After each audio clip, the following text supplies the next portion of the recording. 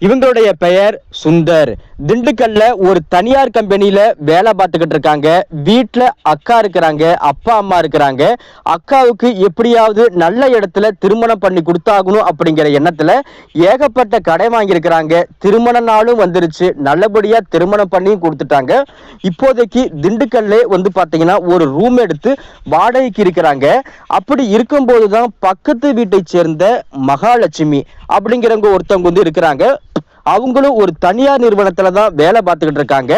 அவங்கள பத்தி சொல்லியே ஆகணும் அப்படின்னா, ஆளு பார்க்க ரொம்ப ஒரு டேலண்ட் பெர்சன், பார்க்க ரொம்ப அமைதியா நல்ல ஒரு அழகாவே இருப்பாங்க. அவங்களுக்கு ஒரே ஒரு குழந்தை இருக்கிறாங்க. எப்படியும் அந்த குழந்தைக்கு ஒரு 6 வயசு இருக்கும் போல. கணவர் ஒரு ஆக்சிடென்ட்ல இறந்து போயிட்டாங்க. இவ்வளவுதான் பாத்தீங்கன்னா நம்ம சுந்தருக்கு தெரியும். அந்த பொண்ணுகிட்ட கொஞ்சம் நஞ்சம் பேச்சு கொடுத்துக்கிட்டு இருக்காங்க. ஏதோ அப்பப்பைக்கு பேசிக்கிட்டு இருக்கும், பெருசா கண்டுகிட்டு இருக்காது. இப்ப இருக்கும் போதுதான் ஒரு நாள் பாத்தீங்கன்னா அவங்களுக்கு உடல்நிலை சரியில்லை அப்படிங்கிறதுக்காக நம்ம சுந்தர்கிட்ட பேச ஆரம்பிச்சிருக்காங்க. நம்ம சுந்தரும் சரி அவங்களை அழைச்சுக்கிட்டு ஹாஸ்பிட்டல் வரைக்கும் பார்த்தோன்னா போறாங்க. ஹாஸ்பிட்டல்ல அவங்களுக்கு ட்ரீட்மெண்ட் எடுக்கிறாங்க. அவங்களுக்கு பிளட் தேவைப்பட்டது போல தன்னுடைய பிளட்டை நம்ம சுந்தர் அந்த மகாலட்சுமிக்கு தராங்க. இதனால மகாலட்சுமி நம்ம சுந்தர் அப்படின்னா ரொம்ப ரொம்ப இஷ்டம். 2 பேருமே நிறைய விஷயம் பார்த்தோன்னா ஷேர் பண்ணிக்குவாங்க. நம்ம மகாலட்சுமி சொல்றதெல்லாம் ஒன்னே ஒண்ணு மட்டும்தான், நான் ரொம்ப கஷ்டப்பட்டு இந்த நிலைமைக்கு வந்திருக்கேன், நீங்க ஒரு நல்ல பொண்ணா பார்த்து திருமணம் பண்ணிக்கங்க. ஏன்னா நான் சூஸ் பண்ண வாழ்க்கை எல்லாமே தப்பு தான். எனக்கு என்னுடைய கணவர் தப்பான பழக்க வழக்கத்தினாலையும் தப்பான பெண்கள்கிட்ட பேச்சுவார்த்தை இருக்கிறதுனாலையும் என்னுடைய கணவர் இறந்து போயிட்டாங்க. தனிமை ரொம்ப ரொம்ப கொடுமையானது. நான் ஒரு விதவை பெண்ணு தான். இந்த குழந்தைய நான் கஷ்டப்பட்டு வளர்க்கறது கஷ்டம், எனக்கு தான் ரொம்பவே நல்லாவே தெரியும். நீங்களாவது ஒரு நல்ல பொண்ணா பார்த்து திருமணம் பண்ணிக்கங்க. அது மட்டும் இல்லாம எந்த ஒரு கெட்ட பழக்கத்திற்கும் அடிக்ட் ஆயிராதீங்க அப்படின்னு நிறைய அட்வைஸ் பாத்தீங்கன்னா நம்ம மகாலட்சுமி சுந்தர்கிட்ட சொல்லுவாங்க. சுந்தருக்கு உண்மையிலுமே ரொம்ப ரொம்ப நல்ல பையத்தான். எந்த ஒரு கெட்ட பழக்கமும் கிடையாது. கொஞ்சம் நஞ்சம் கடன் இருக்குது. இப்போதைக்கு கடனை அடைக்கிறதுக்கு தீவிரமா வேலை பார்த்துக்கிட்டு இருக்காங்க. அது மட்டும் இல்லாம அக்கா மேல எவ்வளவு பாசம் வச்சிருக்கோம் அப்படிங்கிற விஷயத்தையும் நம்ம சுந்தர் நம்ம மகாலட்சுமி கிட்ட சொல்லுவாங்க. ஆரம்பத்துல நட்பு ரீதியா 2 பேருமே நல்ல ஒரு பழக்க வழக்கம் ஆயிடுச்சு. நம்ம சுந்தரும் அவங்க வீட்டுக்கு போயிட்டு அந்த குழந்தைய கொஞ்சுறது, அதுக்கேற்ற மாதிரி புது புது ட்ரெஸ்ஸை வாங்கி தரது, விளையாட்டு பொருட்கள் வாங்கி தரது, இதே மாதிரி நிறைய வழக்கமா வச்சுக்கிட்டு இருக்காங்க. நம்ம மகாலட்சுமி மனசுலயும் பாத்தீங்கன்னா அப்பா இல்லாத ஏக்கம் பாத்தீங்கன்னா நம்ம சுந்தர் மூலியமா தீருது. பரவாயில்லை, கொஞ்ச நாள்ல பாத்தீங்கன்னா அப்படியே ஒட்டிக்கிட்டானே அப்படிங்கிற எண்ணம் பாத்தீங்கன்னா ரொம்பவே அதிகமா இருக்குது. நாட்கள் ஆக ஆக நம்ம சுந்தர் மகாலட்சுமி கிட்ட பேசும் போதெல்லாம் இது மாதிரி ஒரு பொண்ணு நம்மளுக்கு அமைஞ்சது அப்படின்னா நம்ம வாழ்க்கை ரொம்ப நல்லா இருக்குமே அப்படின்னு அடிக்கடி தோண ஆரம்பிக்கும். அக்கா கிட்ட மகாலட்சுமியை பத்தி அதிகமா சொல்லுவாங்க. அக்கா திருமணத்துக்கு அப்புறமும் சரி அதிகமா சொல்லிக்கிட்டு இருப்பாங்க.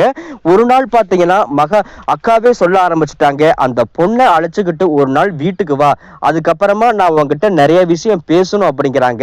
நம்ம சுந்தரும் சரி மகாலட்சுமி கிட்ட இந்த ஒரு விஷயத்தை எப்படி சொல்றது, அவங்க ஏத்துக்குவாங்களா மாட்டாங்களா அப்படிங்கிறது தெரியலையே அப்படிங்கிற பதட்டத்தோட நம்ம சுந்தர் மகாலட்சுமி கிட்ட சொல்றாங்க, நீங்க எங்க வீட்டுக்கு ஒரு நாள் வரீங்களா, எங்க அக்கா உங்களை பார்க்க நினைக்கிறாங்க, வீட்டுல இருக்கிற அப்பா அம்மாவும் உங்களை பார்க்க நினைக்கிறாங்க அப்படிங்கிற ஒரு விஷயத்த சொல்றாங்க. அடுத்த வாரம் கண்டிப்பா போலாமே அப்படின்னு மகாலட்சுமி பாத்தீங்கன்னா சொல்லி முடிச்சிடுறாங்க. சுந்தர் ஒரு பக்கம் ஹாப்பி. நாட்கள் ஆக ஆக சுந்தர் மனசுல மகாலட்சுமியே நம்ம திருமணம் பண்ணிக்கிட்டா என்ன தப்பு, அந்த குழந்தை ரொம்ப அழகா இருக்கு, நம்ம கிட்ட சூப்பரா ஒட்டிக்குது, இந்த பொண்ணை விட்டா வேற நல்ல பொண்ணு நம்மளுக்கு எப்படி பாத்தீங்கன்னா பெஸ்டா அமையும், இந்த பொண்ணை திருமணம் பண்ணா என்ன தப்பு அப்படிங்கிற எண்ணம் பாத்தீங்கன்னா அதிகமாவே பாத்தீங்கன்னா வர ஆரம்பிச்சிருச்சு. மகாலட்சுமிக்கு அதே மாதிரிதான். சுந்தர் மாதிரி பாத்தீங்கன்னா ஒரு பையனை நம்ம ஆரம்பத்திலே திருமணம் பண்ணிருந்தோம் அப்படின்னா நம்ம வாழ்க்கை இன்னும் பெட்டரா இருந்திருக்கும். நாம இப்படி மாட்டிக்கிட்டு இந்த நிலைமையில இருக்கமே அப்படின்னு அடிக்கடி பார்த்தேன்னா நினைச்சுக்கிட்டு இருந்திருக்காங்க. இப்ப இருக்கும்போது அடிக்கடி வெளியிடங்களுக்கு போறது, ரெஸ்டாரண்ட்ல உட்காந்து சாப்பிடுறது ரொம்பவே பாத்தீங்கன்னா பழக்கமா வச்சுக்கிட்டு இருந்திருக்காங்க. இந்த பக்கம் நம்ம சுந்தர் ஒரு நாள் பாத்தீங்கன்னா சந்தோஷமா இருக்கும்போது நம்ம மகாலட்சுமிய தனிமையில கூப்பிட்டு சொல்றாங்க, நாம 2 பேரும் திருமணம் பண்ணிக்கலாமா அப்படின்னு கேட்கிறாங்க. மகாலட்சுமிக்கு கொஞ்சம் அதிர்ச்சியாவே ஆயிடுது. நீங்க இப்பதான் முதல் திருமணமே பண்ண போறீங்க, எனக்கு இது ரெண்டாவது திருமணம், உங்க வீட்டுல என்ன நினைக்கிறாங்க அப்படிங்கிறது தெரியல, அது மட்டும் இல்லாம எனக்கு குழந்தை இருக்கிறாங்க, இது எல்லாம் நீங்க எப்படி பாத்தீங்கன்னா ஏத்துக்க முடியும் அப்படிங்கிற ஒரு விஷயத்தையும் பார்த்தனா சொல்றாங்க.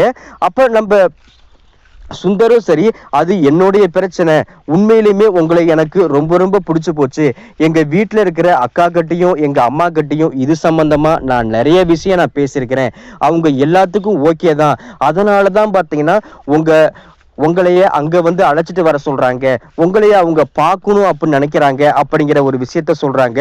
ஒரு பக்கம் நம்ம லட்சுமிக்கு மனசுக்குள்ளார அவ்வளவு ஆசை, எப்படியோ ஒரு வாழ்க்கை நம்ம இழந்தாச்சு, இன்னொரு வாழ்க்கை வாழ்றதுக்கு நல்ல ஒரு வாய்ப்பு இருக்குது, என்ன பண்ணலாம் அப்படின்னு யோசனை பண்ணிக்கிட்டு இருக்காங்க. எந்த ஒரு முடிவா இருந்தாலும் பாத்தீங்கன்னா நம்ம கோவிலுக்கு போயிட்டு நம்ம சாமி கும்பிட்டுட்டு முடிவு எடுத்துக்கலாம் அப்படிங்கிற ஒரு நிலைமையில இருக்கிறாங்க. கோவிலுக்கு போயிட்டும் நல்ல செய்தியாவே வந்துருது. இப்ப இருக்கும்போது நம்ம சுந்தரும் பாத்தீங்கன்னா அந்த குழந்தைகிட்ட நல்லா பேசுறது பழகிறது, அதுக்கப்புறமா நம்ம மகாலட்சுமி கிட்ட நல்லா நெருங்கி பேசுறது அப்படியே ஓடிக்கிட்டு பார்த்தனா இருந்திருக்குது.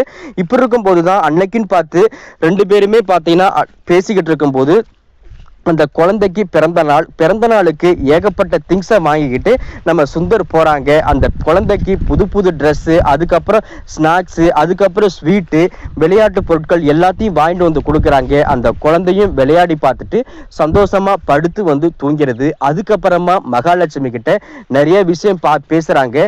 நீங்க ஓகே சொன்னீங்கன்னா மட்டும்தான் என் வீட்டுல பேசுவேன் அப்படிங்கிறாங்க. மகாலட்சுமிக்கு பாத்தீங்கன்னா மௌனமே அந்த சிரிப்புமே பாத்தீங்கன்னா சம்மதம் அப்படிங்கிற ஒரு விஷயத்த பார்த்தனா காட்டிருது. நம்ம சுந்தருக்கு ரொம்ப ரொம்ப சந்தோஷமா போயிடுச்சு. அன்னைக்கு நைட்டு முழுக்க பாத்தீங்கன்னா ரெண்டு பேருமே ரொமான்டிக்காவே பேசினாங்க. ஆனா நம்ம லட்சுமிக்கு கொஞ்சம் பதட்டம் வேற, ஏதோ ஒண்ணு நடந்துருச்சு அப்படின்னா என்ன பண்றது, இவரும் நம்மளைய பாதியிலே விட்டுட்டு போயிட்டா என்ன பண்றது அப்படிங்கிற பதட்டம் வேற. இருந்தாலும் பாத்தீங்கன்னா நம்ம சுந்தருடைய பேச்சு நடவடிக்கை எல்லாமே பிடிச்சு போனதுனால அன்னைக்கு இரவு முழுக்க நம்ம சுந்தர் ஆசைப்பட்டது மாதிரியும் இந்த பக்கம் லட்சுமி ஆசைப்பட்டது மாதிரியும் சந்தோஷமா நடந்து முடிஞ்சிருது. ரெண்டு பேருமே தனித்தனி வீட்டுல வாடகைக்கு இருந்திருக்காங்க. ஆனா பாருங்க, இதுக்கப்புறமா ரெண்டு பேருமே ஒரே வீட்டுல இருந்து கணவன் மனைவியா சந்தோஷமாவே இருக்க ஆரம்பிச்சிருக்காங்க. தாலி கட்டாத அந்த ஒரு குறை மட்டும்தான். இப்படி போய்கிட்டு இருக்கும் போதுதான் தன்னுடைய அக்கா பார்க்கணும் அப்படின்னு வற்புறுத்துதல் பேரில் லட்சுமியை அழைச்சிக்கிட்டு அந்த குழந்தைய அழைச்சிக்கிட்டும் பார்த்தீங்கன்னா தன்னுடைய சொந்த ஊருக்கு சொந்த வீட்டுக்கு போறாங்க. அங்க இருக்கிறவங்க எல்லாத்துக்கிட்டையும் அறிமுகப்படுத்துறாங்க. அக்காவுக்கு நம்ம லட்சுமியை ரொம்ப ரொம்ப பிடிச்சு போச்சு, அம்மாவுக்கும் சரி ரொம்ப ரொம்ப பிடிச்சு போச்சு. நம்ம லட்சுமியும் சரி அங்க இருக்கிறவங்களை எல்லாத்துக்கும் பாத்தீங்கன்னா ரொம்ப ரொம்ப பிடிச்சு போச்சு. அதுக்கப்புறமா 2-3 நாள் அங்க இருக்கிறாங்க. நல்ல நாளா பார்த்து நாங்களே சொல்றோம், அது வரைக்கும் தனியா பிரிஞ்சு இருங்க அப்படின்னு அவங்க சொல்றதை கேட்டுக்கிட்டு இந்த பக்கம் நம்ம திண்டுக்கலுக்கே வந்துடுறாங்க. அதுக்கப்புறமா பாத்தீங்கன்னா ரெண்டு பேரும் பிரிஞ்சு இல்ல, ஒரே வீட்டுலதான் இருக்கிறாங்க. ரெண்டு பேருமே அந்யோன்யமா சந்தோஷமான முறையில பார்த்தனா இருக்கிறாங்க. இந்த பக்கம் அம்மா சொன்ன தேதியில கல்யாணத்தை கிராண்டா வைக்காம ஓரளவுக்கு சிம்பிளா பார்த்தனா வைக்கிறாங்க. சிம்பிளா வச்சாலும் பாத்தீங்கன்னா எல்லாத்துக்கிட்டையும் பார்த்தனா சொல்லி வயிறார சாப்பாடு போட்டு கல்யாணத்தையும் நல்லபடியா பார்த்தனா முடிக்கிறாங்க.